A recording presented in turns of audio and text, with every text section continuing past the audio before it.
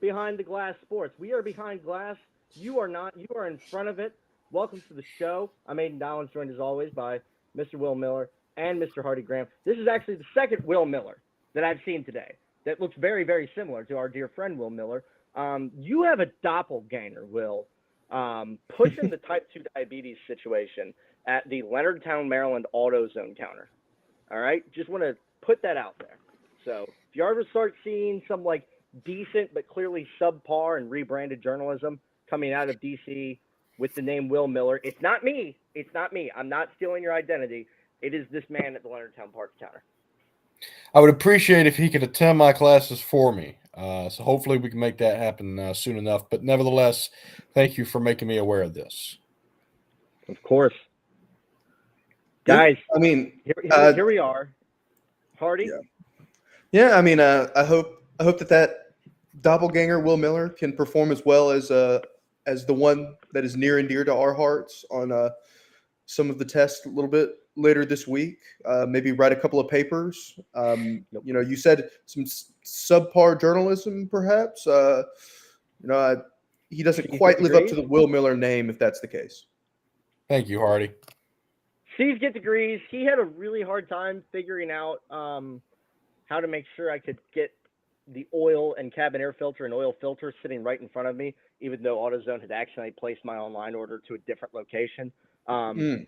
The difficulty level in that transaction doesn't bode the most confidence for how your finals or midterms are going to go, Will. Just want to put that out there right now. We should move on, though, to the Alabama Crimson Tide, who also have a big test coming, not on a weekday, not during school hours, but on Saturday when they play host. I'm correct? I'm not tripping. Yes. Host to the Missouri Tigers. Now, guys, we sat here at the start of the season and in the off season, and this is the game I told Joe that I was worried about. I'm not sure that this is the same game now that I thought it could have been, but I don't think that it being so different actually makes it any less big of a deal. I think it's the same level of this could be a big deal, but for different reasons this time through. Guys, how are you guys feeling just kind of in general overall going into this one? Yeah, both of these teams really, really need this win to get them back into the playoff conversation. Alabama surprisingly fell fewer spots according to the AP poll than I kind of expected them to after losing to the Tennessee Volunteers this past Saturday, dropping to 15th, I believe. Missouri won on this past Saturday and dropped to 21. AP voters not really doing them any favors at the moment in time. They played a very close game against the Auburn Tigers, but it's a must-win game for both of these teams. Both of these teams have lost to teams that are sitting atop the SEC standings, but Missouri more than Alabama probably feels disrespected coming into this game because they are 6-1 with their one loss coming at A&M. I'm pretty sure it was at A&M, but either way, they faced an A&M team that's right now sitting at the top of the SEC standings, and that's their only loss on the season. And yet the committee just continued, or not the committee, but AP voters continue just drop them farther and farther off the cliff. Now it could be due to other teams stepping up out of the rankings, coming in to the top 25, getting the nod over them. And, they played close games just like Alabama did, but Missouri has a little bit more wiggle room, I would say, in terms of how they're viewed by the playoff committee whenever that initial poll comes out in November, just based on if they do lose this game, their two losses are to an A&M team at the top of the standings and an Alabama team that at that point would probably have moved back into the top 12, barring a loss in Death Valley, which is entirely possible. But they're ranked higher. yeah, No, but like I said, both of these teams struggled last week. Trying to get back on the right track in one way or another. Missouri was able to struggle and get the win. Alabama struggled and absolutely did not and wasn't able to close the game late. I think Missouri, you still don't know what version of them you're going to get. Brady Cook leaving the game last week, going to get an MRI, coming back into the game. Soldier. Yeah, really. Warrior mentality there. And Which you got to respect it it's coming back, winning the game for his team.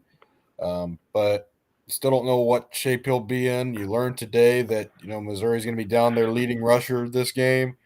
I think that certainly throws things into at least a moderate disarray if you're a Missouri team that you don't have you don't have the worst loss in the world in terms of who it was, but everything matters, and if you're not throwing your best punch in a ranked SEC road game at this point in the season with the parity in the conference being what it is, the standings being what they are, you're not feeling good. On the other hand, Alabama first time losing two before November since Saban's first year, and that changes things up because that's the dynamic of the season that you haven't had for nearly 2 decades. So, I mean, all told, you have a game here that looks very different on the face of it than I think anybody envisioned, regardless of who they think is going to win or thought was going to win going into the season. And I mean, it changes. There's a lot of tickets available. People have decided that they're going to get out of Dodge, which that's a separate conversation. But if you're out there and you want to see the game, that's possible. But I think that it'll be just different is the word for it. Speaking of different, I'm not on campus anymore, but it's October Old. 23rd right now. It's October 23rd. Shots fired. Is this the homecoming game? Yes. Yeah. So, okay, do we know when the last time Alabama lost their homecoming game was? No. Not off the top I of my could head. not tell you off the top of my head. It's really a possibility here. Yeah, it's definitely a possibility. I mean, Missouri has the offensive weapons to be able to really hurt this Alabama defense. Luther Burden And III. Noel might be given a better running back than him an opportunity. We don't know that they're going to be down their best running back on Saturday per se. We don't know who's behind him per se. Yeah, it's gonna be a really really tough game. Last time Alabama was in Bryant-Denny Stadium, South Carolina played them absolutely down to the wire. Hopefully, for Bama fans that are attending this game, 2:30 kickoff, that tends to work in Alabama's favor every single time they play in that time slot. Aside from last week, of course, but in Bryant-Denny Stadium at 2:30, it tends to work out pretty well. But just looking That's at the proper time to kick off a game in that stadium. I wholeheartedly agree. But looking at this Missouri team, they have a bunch of weapons. I don't know. The big challenge for this Alabama defense for me is trying to stop Luther Burden because he's one of the best receivers in the country. And Alabama plays a bunch of really young defensive backs. You're going to need Saab to get back healthy. He got banged up a little bit during the Tennessee game. Malachi Moore is going to have to figure some things out for this game because if they just let Luther Burden stay one-on-one against those young defensive backs, it's going to cause problems all day, whether we like it or not. Right.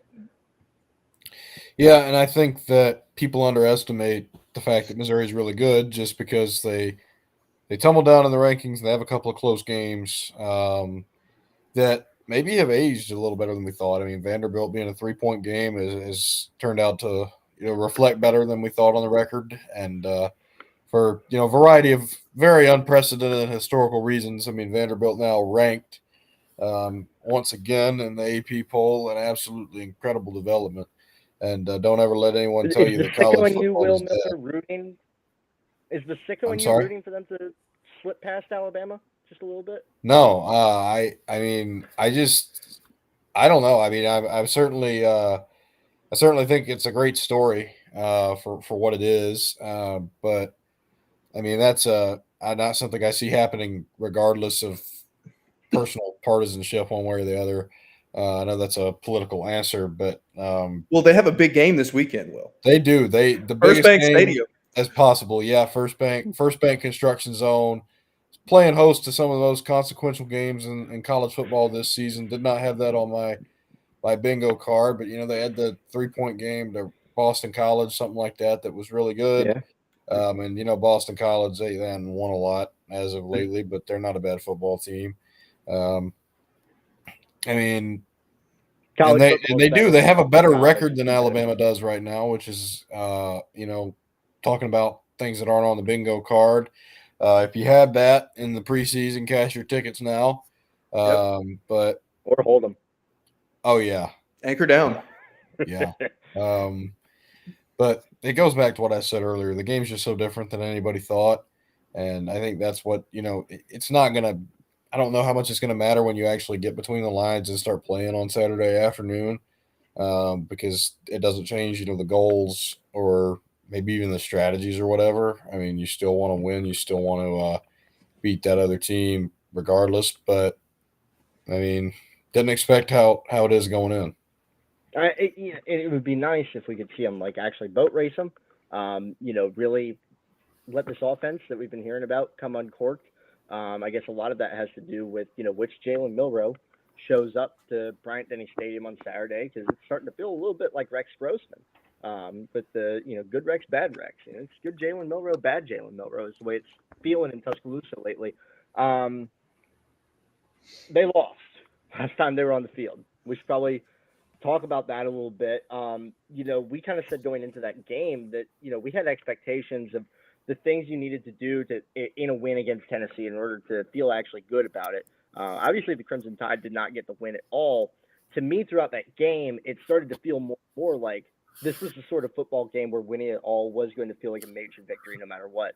And it had less to do with the rivalry and more to do with the fact that I thought there was some really good hard-nosed football being played on the field, despite the lack of discipline at times. You saw the Tide able to, on defense, body up and match up with a physical offense that was kind of giving them everything they had. And you saw them stay a little bit more disciplined, I thought, in tackling. I thought the team was very improved in tackling. Didn't end up being enough because of the offense. I just want to know, do you think this is correctable, Will? Like, what's going on with Jalen Milrow? I mean, you see there's something not right in the head more than anything. He's seeing ghosts. He's not setting his feet. He's not accurate. He's not making the right reads. Is this fixable, or would they be better off maybe throwing Ty Simpson out there? You see a lot of narratives out there when it comes to Jalen Milrow. A lot of people subscribing to one that he's hurt as of lately, and that's what's caused this dip in performance. And it has been a dip in performance. I mean, he's had back-to-back games of more than one interception. He only did that once last year, and it was the Texas game, which that being Alabama's only regular season loss last year. There has been, because you can't deny he's playing some of the worst football of his career right now as a starter. And I do think a big part of it's mental. I think the crowd absolutely screwed with his head this past game. I thought you could just see it. I mean, you watch enough snaps, you see a guy's development as not just a passer but as a football player, and you can tell when things make him tick or stuff of that nature. But he just seems off. Part of me thinks it was a crowd thing this past Saturday in Knoxville, and it's hard to begrudge him when they have even speakers on the sideline playing really loud stuff. I can corroborate those speculations because I was standing next to him in the fourth quarter also. For anybody curious, but that's a separate rabbit hole. Whatever the Are they case may allowed to do that? be. Yeah, say again. Okay. Are they It's not allowed to do illegal to pump in crowd noise. that? Okay. That surprised me. I'm just wondering with it being down on the sidelines like that. I know we obviously get away with the beat Auburn, so it has to be something. But I don't Yeah. know if it was something that, if it's during play or something like that. I didn't notice it during play. But, Jalen Milrow, I mean, you ask if it can be corrected. I mean, something needs to be corrected. I think that not everybody has nailed down the what, and that's what can complicate things because, I mean, how can you be expected to fix an issue if you don't necessarily know what's caused it? And whether it is an injury, whether it is mental, whether it's a combination of the two, it absolutely could be. That's where you start. Yeah. Just looking at this team from this past Saturday, the Jalen Milrow stuff, it appears to some degree that he has regressed as a passer. I'm not going to go out and say that we should just full blown bench him. He's been the guy for the past year and a half, but he's got to figure some things out. You get a big game this weekend at home. Homecoming crowd should be on your side whatsoever. Just take your time, try to make the right reads as best as you can. And then if you are hurt, you've got to bye a week before LSU. That's going to be pretty key just for, whether he's actually hurt or not, just getting that mental break from some of the strain and some of the losses that they've had over the past couple of weeks will be big for this team. But you have to make sure you go into that bye week with a win, because if not, then your playoff chances are pretty much out the window. But just you have to looking at wonder this how much team, playoff chance they have if they don't kick the crap out of Mizzou in the first place. that is a very valid point. The AP voters will probably continue to raise them, even if they do win. If it's not in convincing fashion, there's a very real chance they just stay put at number 15. But the next two games on the schedule, Mizzou and at LSU, are the two biggest games for the rest of the season. If you don't win both of them, you don't get in the playoff. So you have to go out there, show your stuff, prove your worth, all of that good stuff. Taking a look at just looking back at this game this past Saturday, Nico first half, he got hurt, came out of the game. Backup quarterback came in, threw just like a wild pass that didn't need to be thrown up there. Malachi got that interception. The Alabama defense was able to generate turnovers, something that they hadn't really been able to do to this point in the season, and it still didn't matter. First half, they defensively, I don't want to say dominated Tennessee, because Nico missed some wide open deep balls just down the field, just that pretty much he'd have had 5 touchdowns in the first half if he had put 10. Yeah, they pretty much ran the exact same offense that Hendon Hooker and Josh Heupel ran against us 2 years ago, where they were just taking shots down the field, and they were wide open.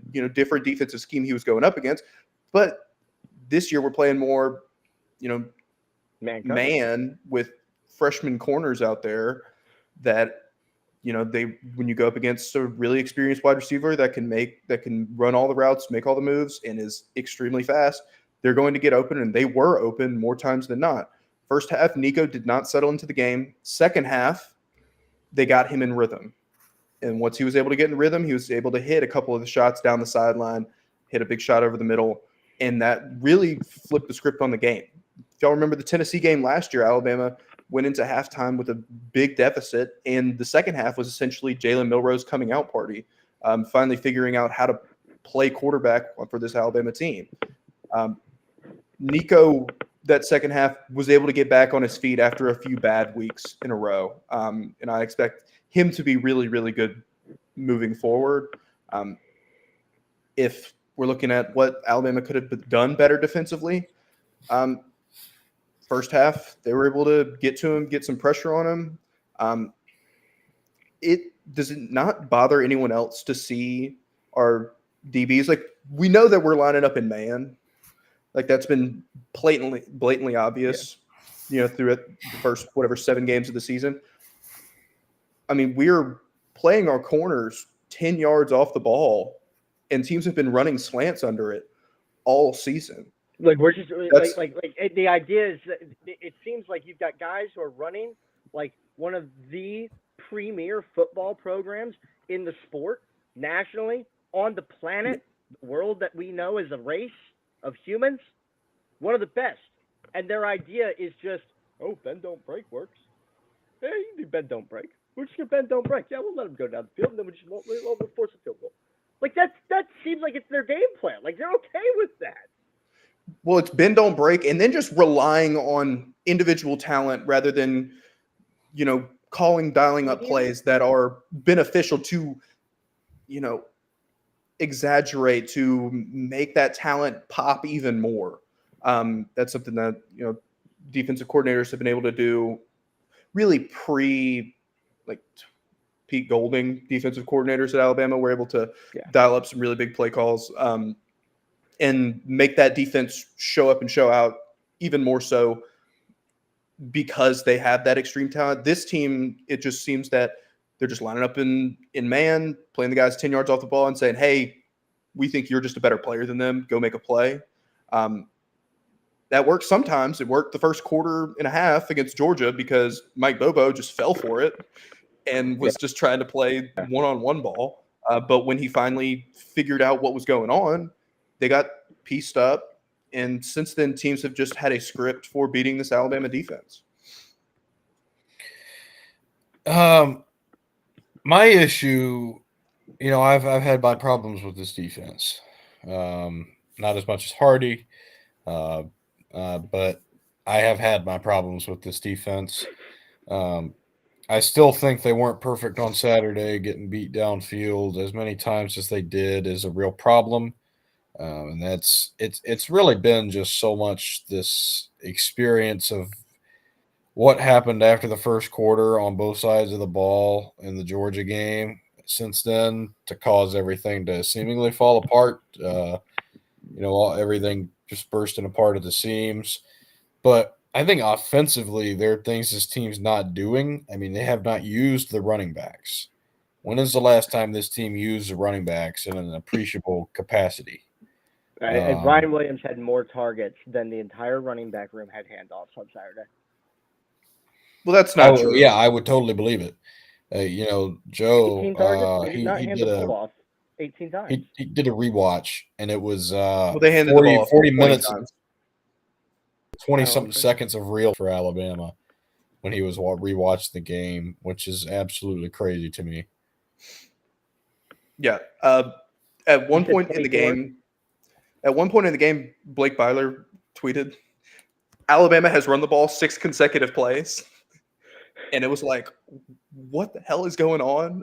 This team is actually like trying to. And then, of course, that drive, they didn't try to run anything else off of it. It was just handing the ball off, and it was working. Not and then setting finally, something up with the run game. Yeah, but just running the ball for the sake of running the ball, which is for the sake of nice Alabama fans looking back at the box score and saying, "Oh, Jam Miller had 12 carries on Saturday. Half of them came in one drive, but who cares?" That doesn't show up on that sheet we're looking at. Jalen Milroe, 14 carries, 11 yards. Tennessee knew what he was going to do, running the ball. Does that number include sack yardage? I am not entirely sure. Because either way, there was a lot of moving east to west without getting upfield, but I know he took a couple of bad sacks. But either way, you can look back at that goal line play where the Tide decided to run the exact same play that they have run all season, which is just a goal line quarterback, empty backfield in shotgun, and he just runs a sweep to the wide side of the field. Tennessee knew it was coming 110%, and they just ran over and made a play. Justice Haynes' touchdown happened because Tennessee was 100% sure that Jalen Milroe was going to pull that ball. And he was able to he actually handed it off that time, and Justice Haynes just walked right through the teeth of the defense. That goes back to some of Milroe's decision making, whether I think he's making the right or wrong reads based on what teams are giving him. I need to go back and look at the tape on that. But he keeps the ball, it seems like anyways, 90% of the time on any sort of read option action. That makes the team very, very predictable on offense. He is the only real running threat teams have to worry about. And if you can shut that down, he's been struggling mightily on the short to intermediate throws. He still can throw the deep ball to Ryan Williams, who has bailed him out. But there's numerous there's occasions. a ceiling on the accuracy rate that you can get on that. Yeah. So, it's just what you got to deal with. The whole team's just got to be better. I think the thing that's maddening for me to watch and like really frustrating as I watch it is like, you talk about like, he keeps the ball like 90% of the time. And I think this is a really common modern platform in football It's been a thing at college for a while. It's getting to be in the NFL now too, which is we're going to make sure our quarterback is just the number one athlete on the field, and we're going to run the entire game through the number one athlete on the field. I think that's a legitimate approach. But when you're at a place like Alabama with the talent that you've recruited to this school and you have available to utilize on this roster, it's a waste of the time of the kids you brought in, honestly, to just reduce that roster to it's the Jalen Milroe show, and if he happens to call you on stage, you should thank him and kiss his feet. You know, like what are we doing with all these 5 stars out here if we're not going to throw the ball to them? What are we doing with 3 running backs that could go and have a Heisman Trophy race behind any other Power 5 offensive line in the country almost in the backfield? What are we doing? We're not handing them the ball. So you bring in all this talent, and I'm just confused why, and how are you going to use it, and what's the plan? Because you're clearly okay with putting the decision making in the hands of your quarterback and letting him leave those people out of the game. I that's the part that frustrates me is the number of people I see not getting to touch the ball that could be excellent contributors because everything's going through Jalen and Ryan Williams. Look, I mean, this is a tough conversation. I had it with a couple of people last year, and I saw a tweet this weekend that made me think about it some more. The tweet was something like, Kalen DeBoer will never have an Alabama team as talented as this one. And I can't help but wonder. I can't help but wonder if the program is in bad shape if that's the case, because I look at these past 3 years, really, in particular of Alabama football teams, and I think they're steps down. All respect to everybody involved. There's steps down from teams of several years ago. I mean, you guys tell me, you guys find to give an Alabama player on this year's team, not named Jalen Milroe and perhaps Malachi Moore, and you tell me whether that player is among the or in Parker Brailsford, whether that player is among the elite at his position. And if I'm missing anybody, I'm missing somebody, and that's on me. But in the same deal last year, at least last year, you had Caleb Downs, Terrion Arnold, and Kool-Aid was McKinstry. so inclined. Yeah, I mean, you had some names last Not his year. fault they Jalen didn't Milroe throw at was him. playing like a top of the line quarterback. But at what point is the fact that these Alabama teams are just not better than the ones that came before them going to affect things, affect the expectations, and just the performance overall? I mean, it seems pretty linear, right? If they're worse from a talent standpoint, they're going to play worse. But I mean, at what point is that the norm now? Are we talking about so that I being would say by people like us, or are we talking about that being accepted by the fan base? Because really, what you're talking about here, I don't think it's so much symptomatic of the end of Nick Saban's career and leading up to it, and I don't think it's symptomatic or symbolic of Kalen DeBoer not being as good of a recruiter. I think it's indicative of what NIL and the transfer portal have done as far as the distribution of talent in college football, more than anything. Just my opinion. I don't have a whole lot of hard empirical evidence to back that thought up, but I don't think that that's going to change at all going forward. Even if Kalen DeBoer is not a recruiting drop off, like NIL is not going back in the bottle. Transfer portal's not, hopefully, maybe to a degree, going back in the bottle. We're not going to get the concentration of talent anymore because kids, I don't know, it makes more sense for kids to be the guy at Iowa instead of being one of the fellows at Alabama. And it seems like there's obviously a lot going in the positive. You have Ryan Williams, obviously, who's could be the best player in college football in 2 years. It's not that these players are bad. I'm not saying that, because they're really good football players. But in terms of how much better they were than the guys they're lining up across from, that is the variable that has lessened dramatically. Well, I would disagree with that point, because just looking at this Alabama team last year, the years before, they still have a lot of that Nick Saban talent. Bringing in, top 3 classes. Right now they're sitting at number 2 on 24/7 sports rankings. They're going to recruit. That's not something on a pure talent basis. It's not something that I'm really concerned about. Maybe the wealth is spread out a little bit more across all of college football. But at the end of the day, you still have one of the best recruiting classes in the entire country. You have guys coming in right now. You have 4 or 5 stars committed for the class of 2025. If they keep that up, if they drop a couple more games, we will see that. But you have elite talent coming into this program. It's all about the mentality surrounding these guys.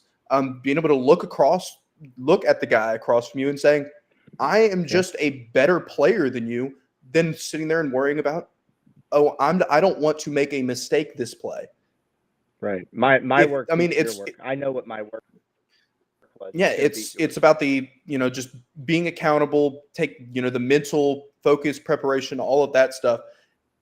As athletes, almost all of these kids coming into the program are very, very gifted athletes, some of the best athletes in the entire country.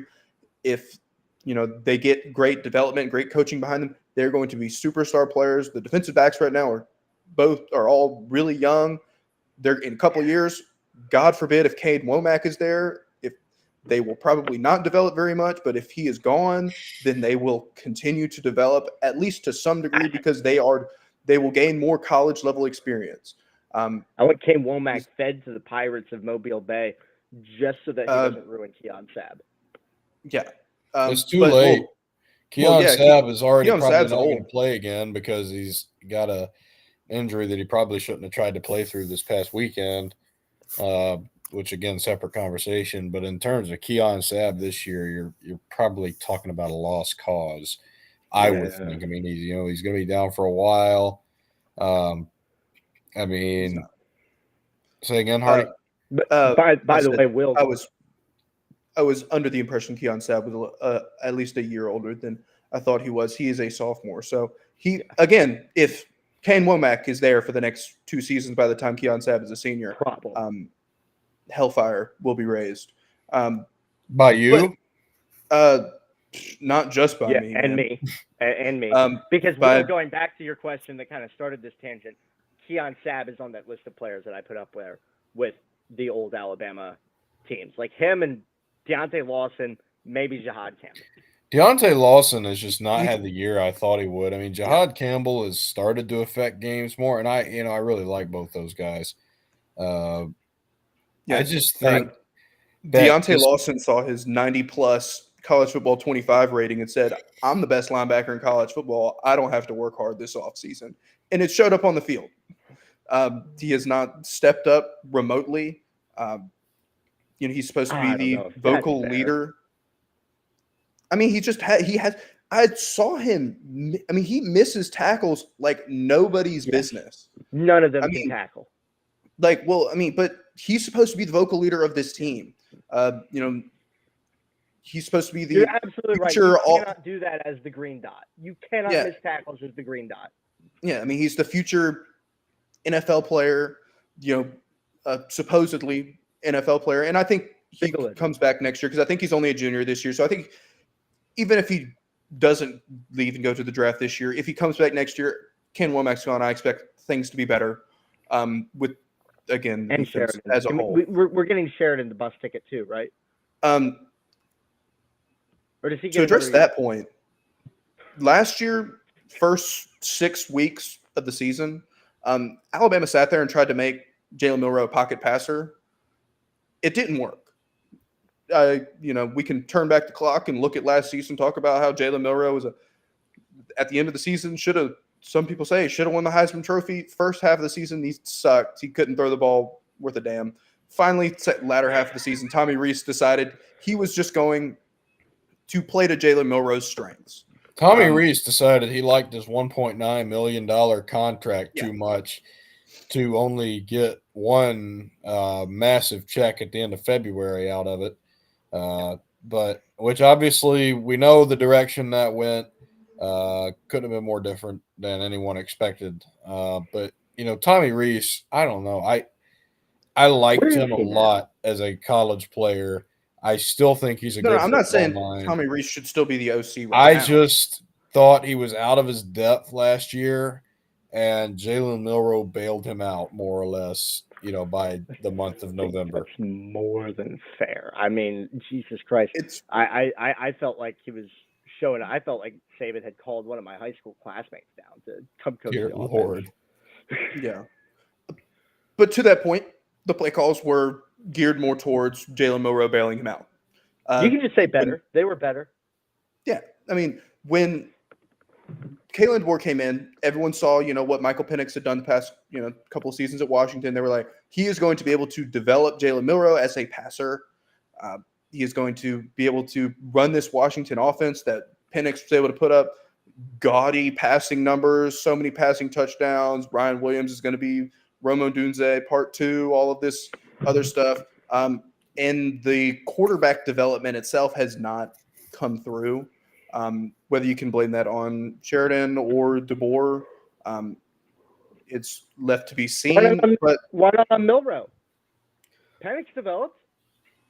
And honestly, here's a question I have. Did Penix maybe develop better / faster because the injury situation with him forced him to be more willing to, maybe? I don't know. Very possible. But if Jalen Milroe is as to. hurt as some Bama fans think he is right now, to the point where he can't get more than 1 yard a carry. Any other football player after a month. Oh, I know. I'm just saying, if he is as hurt as some Bama fans are making the excuse out for him to be, then he should have no trouble developing like Michael Penix did after his injury. Gentlemen, I have another tough question. So it came to light yesterday, I think it was. Mike Rodak wrote an article about how the team is now embracing tucked-in shirts and being on time as part of their stuff. And it's like, I could care less about tucked-in shirts or not. I'm not that old school. I'm a big supporter of the Untuck It brand. Hope they do well. But, feel free to sponsor us. But is being punctual an achievement now, guys? Like, I'm not trying to sound like some disgruntled guy, yelling at a cloud like in The Simpsons. But I mean, what are we doing where being on time, a basic expectation of everybody, whether we're, big time football players or small time football players or nothing affiliated with football of any kind, a basic expectation. Why is this an achievement? Will I every single month watch people get fired for punching in at 8:01 instead of 8 o'clock? Usually got to do it a couple times. Got to make it a habit. But people get fired from their jobs where they put food on the table for their families for punching in a minute late in a warehouse where we just send jeans to women who have more money than they know what to do with. Okay? So, no, I don't think it's an unreasonable expectation at all to think that kids that are making stupid money these days and getting a very expensive school paid for and playing football at a very high level and getting a hell of a lot of help to do it. I don't think it's an unreasonable expectation at all to say, hey, practice starts at 7. You're going to be here at 6:58. Yeah. It's really so hard. Yeah, I mean, generally, if the motto is early is on time is late is flat out unacceptable. That's something that I've been told since I was in 8th grade playing football. They got you late on that one. Well, elementary school didn't really matter. So I mean, 7th grade is when start playing real for the school. But regardless, you're sitting there, you're taught all of these things. It's about having, again, back to the mental discipline and I don't want to call it a culture thing, because Kalen DeBoer just got there in early February, late January, something like that. He has not had time to set in his roots and really establish a culture, even though he's at most of the places he's been. He's only been around for, 2, maybe 3 seasons, depending on where you look. So he's able to flip that culture quickly, but typically in his first year with the program, they have struggled a bit. No need to go scorched earth on everything. Kirby Smart in his first year at Georgia went 8-5, taking over a team that had won 10 games the previous season. very real possibility, that Kalen DeBoer does a similar thing this year with Alabama. They might lose this weekend. They might then pray lose that they don't. 2 weekends after that. In 2 weeks, they have to go down to Death Valley. Kalen DeBoer is getting introduced to the SEC in quite possibly the worst ways possible, having to go to Neyland and Tiger Stadium, two of the toughest places to play in the country. It's Having to go to first part bank. of the job. You got to figure it out. But I don't want to go and say that some of this stuff is a culture issue, quite to the point of when you look at a Georgia program, for instance, and them just having trouble operating a motor vehicle without getting in trouble. Or breaking the law. Yeah. Hardy, I think it is fair maybe for you to say it's a culture issue, because in the bits and pieces that we've gotten very low key and unofficially from Nick Saban, but show up on time. They showed up on time, but Hardy, everything we know concrete about why Saban retired is because he was kind of throwing his hands up in the air about fixing the culture problem that just kind of showed up out of nowhere. Yeah.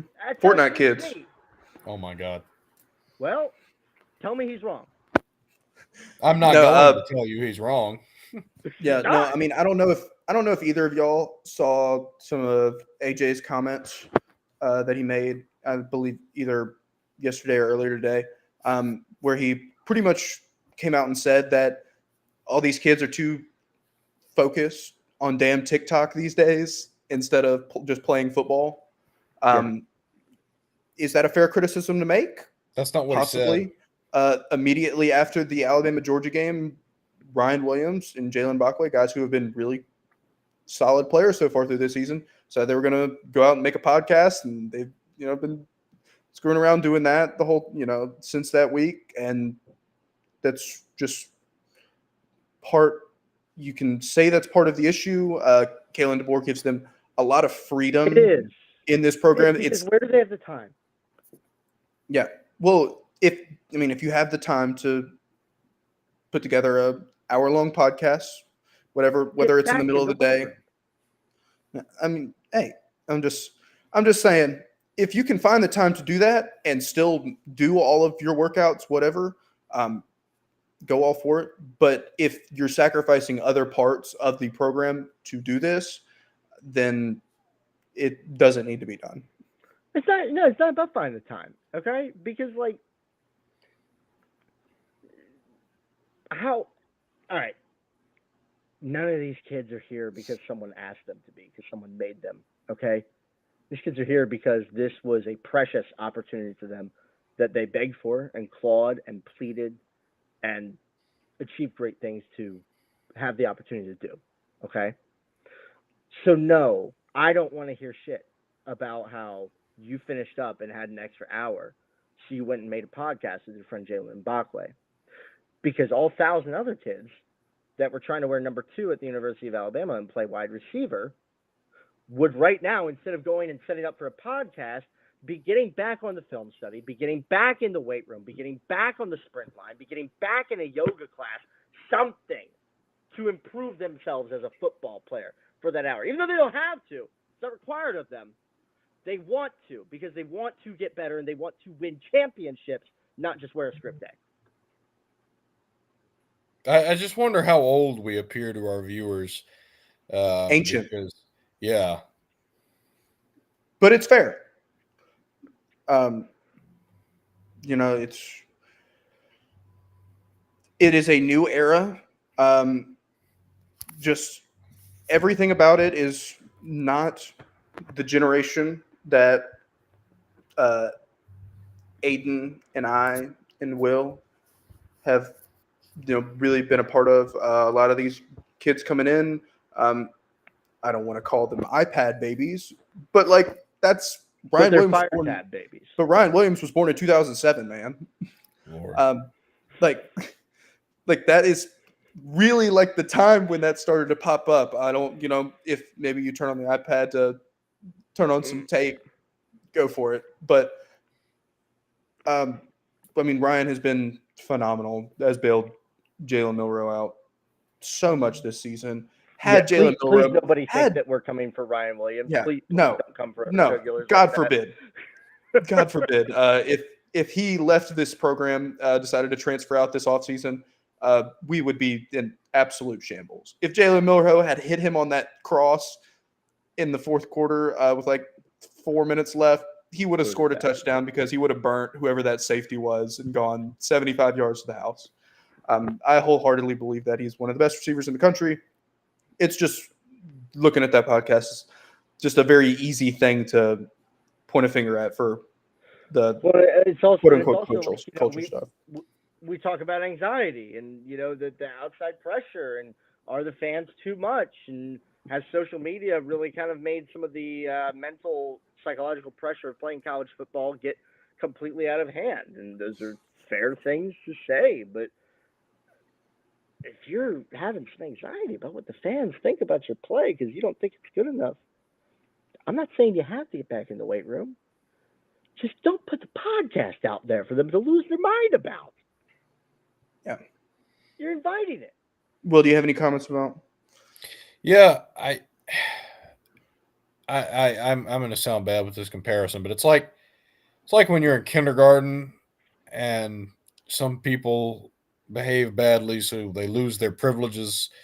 I think the podcast is something that's going to have to become contingent on not even just an on-field performance, like you're hitting a certain statistic or Just whatever, wins. but like show up to meetings on time, Yeah. conduct yourself such a way that you're representing the program well. I'm not saying Ryan Williams and Jalen Mbakwe are part of the issue, but if they are, then somebody get that podcast off the air, at least for a temporary period. I mean, because like Aiden said, it's an incredible opportunity to play football at a high level and have your education paid for. I mean, not even to get into all the NIL money because that's a separate can of worms completely. But these are my Focus thoughts. on the I opportunities that mean, other kids would have. yeah, and I mean, and I have not been displeased with how either of them has been playing, but. And I certainly think Jalen Mbakwe should do more returns instead of Ryan Williams. But Or I Cole mean, Adams. right, and he's played his- well. I mean, I think that there Including has with to his be, bionic arm. Yes. yeah, that just that looks But yeah, painful. hey, hold on, time out, because I've been meaning to do this all season. Just shout out to Cole Adams for being a tough son of a bitch. Salute to Cole Adams. He's out there doing the dirty work. Shout out you, dude. Yeah, I can only imagine like he might or might not take pain shots. Dude's elbow That bent thing's the wrong gotta hurt. direction. Probably. substantially, and he didn't miss a game. Yeah. Cortisone shot before every game. I don't know. You couldn't take a cortisone shot before every game and play. Give me That couldn't straight happen. up black tar heroin for that. That You is could. bad. Did you watch that on the television? It was mangled. Yeah. It was looked bad. like the dead It was legs. nasty. Non-existent. Yeah. I mean, hey, but shout out to him. He's been doing really good things. Been a important piece of this team that probably goes underappreciated.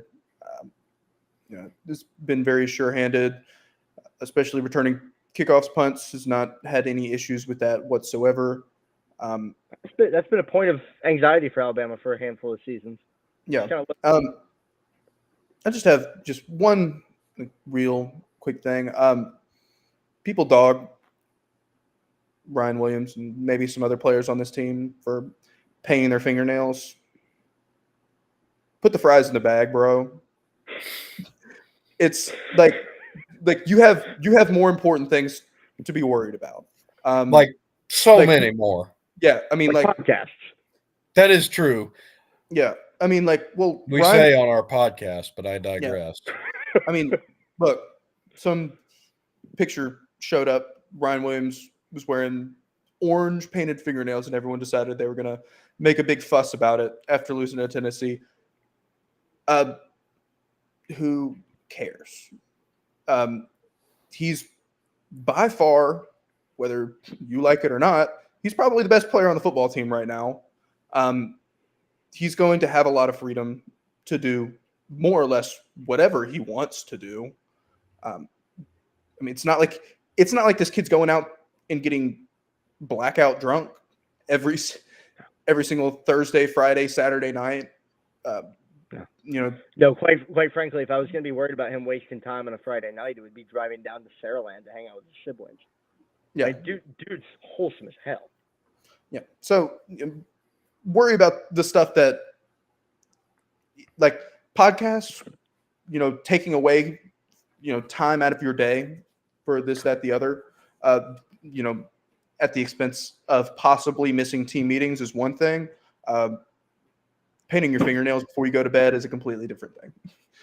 Yeah, dude. So, if you take an issue with him taking 7 minutes to just kind of like, and by the way, that can, like, if you've got any kind of just routine you do that requires you to just kind of calm down, focus, be still, breath control, just 7 minutes of that. Hey man, that sounds like a decent mental reset that could be really good for you as you're trying to learn how to actually get past Tennessee's defense. Yeah. Well, and he said his sister does it for him. So, like, more family time. Good. Yeah.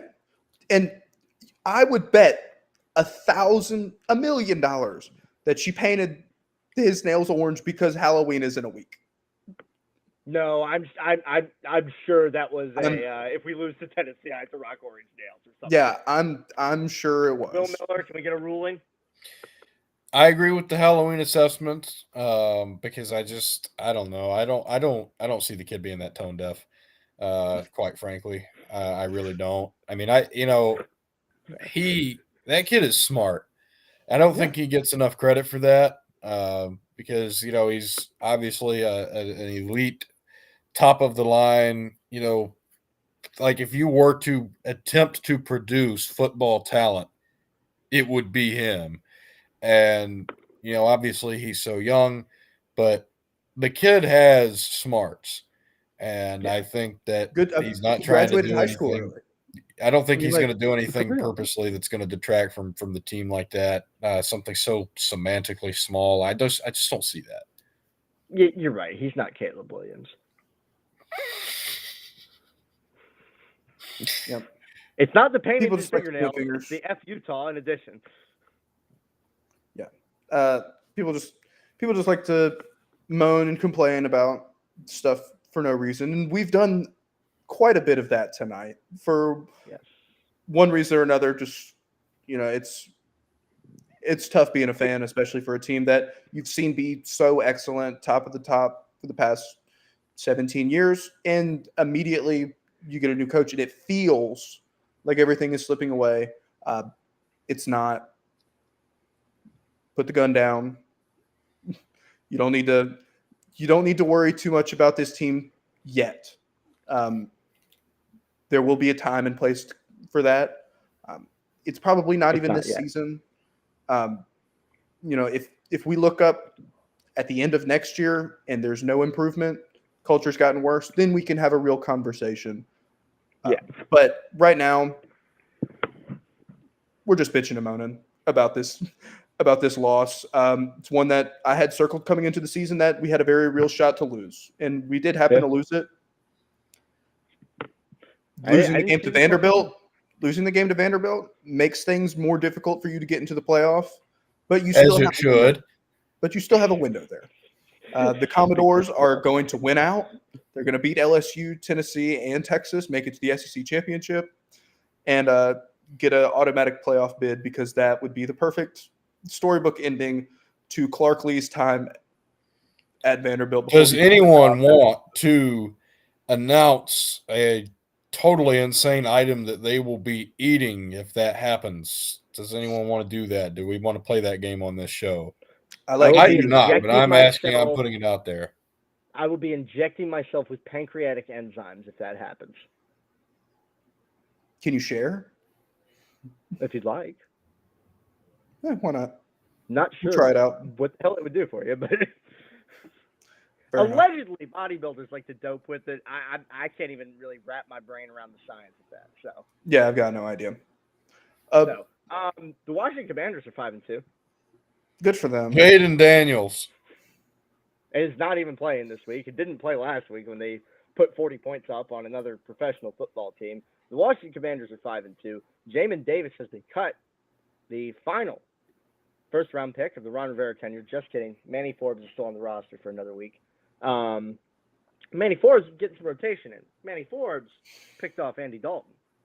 Nice. Shout out Manny Forbes. And Bryce Young will now be starting again this week because Andy Dalton got in a car accident. So that news is now officially gets another opportunity. I think Wish him the best. we do. Yeah, I think the I wheels didn't are see anything turning about the towards a trade in severity. that department, but we'll see how he performs Yeah. this coming week. Tua is expected to return this week, for better or for worse. He has come out and said that he's not going to wear a Guardian cap. Whether that decision is smart or not, Football that's guy. up to him. He is a grown man. He can make those own. his own Gentlemen, decisions. I have an Guy. algebra test. I'm not using a calculator. Congratulations, Will. Showboat. I mean, No, that is, that was the joke. We know. Hey, but he's He's got football a guy. And we wish two of the best mean- too, obviously. Hopefully no more of this.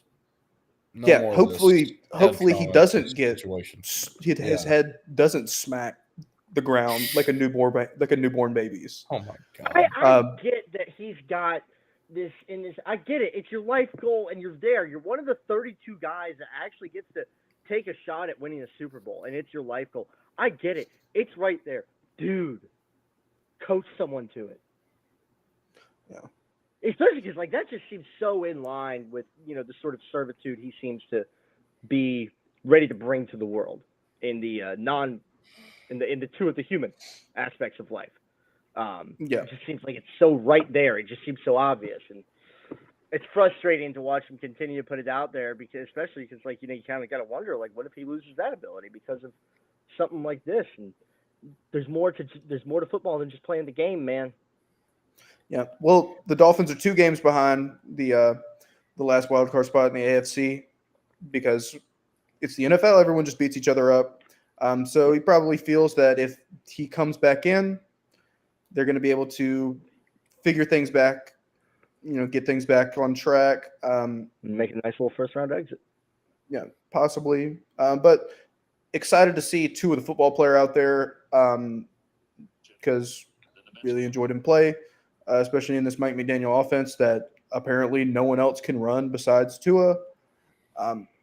But there's a conversation. It's I understand that not a lot of legitimate answers have been thrown up at quarterback any of the times that Tua's been hurt in McDaniel's career, but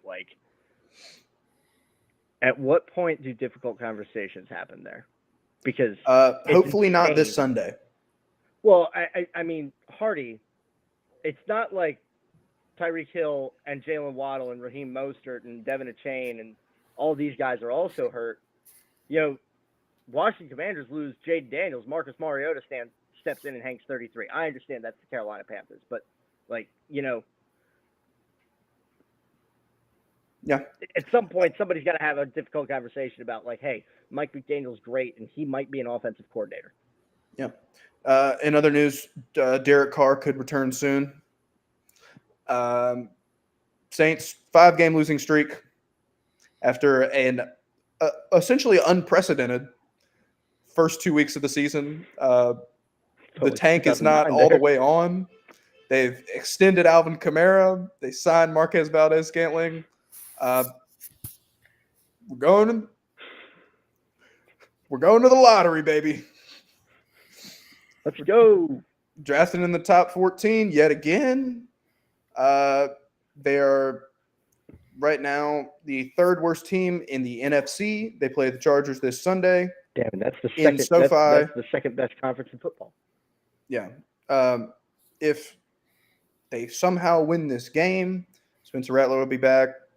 Cesar Ruiz, Lucas Patrick expected to be back in the starting lineup this Sunday. Offensive line somehow gets healthy, and it leads to them getting back on track. Go for wins if they piss it away and lose by 20 again. Just throw in the towel this season, guys. Yeah, but the Denver Broncos, they won that football game. I know. I was there. No Broncos play the part of Panthers. it, Mike. Broncos play Bryce Young. We should win. You have Bo Nix versus Bryce Young. Chapter 2. Well, not even Chapter 2 because Bryce didn't Chapter play 1. in 2020. So Chapter 1, I guess. But, it's Auburn interesting. people will act like that's a thing. It's interesting that they never face off because 2021, Bo Nix was, obviously Gone. injured. And that was very unfortunate for that team. But I don't know. Yeah, we'll see. These guys both on the same roster a lot of times, and ultimately never clashing with one another until now. Big opportunity for Bryce Young. Broncos win. We're 5-3. Can't remember last time we were 5-3. So Well, y'all started off 5-0 a couple of seasons ago with Teddy Two Glove, didn't you? no, that was 3-0, and then I thought it was a little bit longer. probably the most obvious frauds in the recent history of the NFL. But Well, the Steelers went 10-0. I think that exact same that season. was 11-0 No, the year It was before. 11-0. That was pretty hilarious. Yeah. But yeah, a lot. Taylor, motherfucking Heineke. I think a lot of things are going right for the Broncos, more than we expected. Hope Surtain gets back soon. Hated to see him get injured for a lot of reasons, mostly because he's our best player. And Fair. I don't know. We'll see. Apart from that, I don't really have a whole lot else to add about our team. Hopefully, we'll win. We should, but you never know. Oh, hey, one more thing. We got to throw it out there. Hardy might have another thing, so it might be two more things. We'll find out here in just a second. Shout out to the Washington Commanders, not just for being 5-2, not just for drafting a legitimate quarterback. Josh Harris, Muriel Bowser, the mayor of DC, for retiring the number 28, just the fifth number in franchise history. Doing it right, not rushing the job, not parking anybody's family in front of porta potties, not trying to score cheap points. Doing a really civilized and really gracious and good job of the whole thing, making everybody feel good about the event, and doing something for Darryl Green that he really deserved. And Darryl Green is a very, very, very good person, and did not in any way, shape, or form come out and explicitly say how much it really hurt him over the years what him and Dan Snyder's relationship was, because Darryl Green is too good of a human to get in bed with somebody like that. And for Mitchell Rales and Josh Harris to just come in and rip the Band-Aid right off and do that right. It was really awesome to see as a fan base, and I think it was really good and sort of restorative for the city in that manner. Additionally, we also learned that at the age of 64, if you see Darryl Green meandering about the streets of Washington, D.C., he does, in fact, want you to challenge him to a race, and he will race you. Noted. Yep. Thursday night, Drew Brees got inducted into the Saints Hall of Fame. Pretty awesome ceremony. Shame that the product on the field was so bad that I highly doubt he stuck around for the entire game. 90% of the stadium didn't stick around for the entire game. It was the he deserved to leave early, like a disgruntled alumni in that situation. Lives on as best quarterback in Saints history. Arguable wherever you want to put him in your all-time quarterback rankings. I'm not going to throw mine out there because then we'll just get into another 30-minute talk about that. But awesome ceremony.